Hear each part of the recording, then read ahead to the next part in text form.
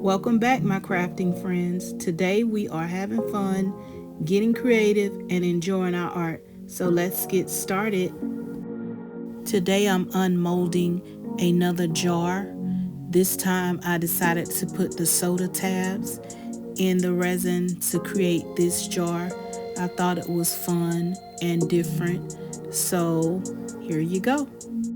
As you can see, I'm using my rubbing alcohol to help release the jar from the mold. I'm always trying to find a way to recycle old things, so this was a great project for me. I'm always saving these tabs and I never know what I'm going to do with them. I decided to make a jar this time, but I might end up making a bracelet next time. I wanted to pop back on here and tell you where I got this mold from because I've been getting a lot of comments on where to purchase it. Well, I bought two. I bought one off Temu and I bought one off Amazon because I wanted to compare the two.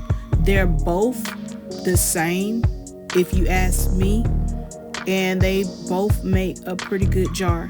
So I'm going to leave the link in the description below if you guys would like to purchase this mold. As you can see, I love this mold and I'm going to keep using it.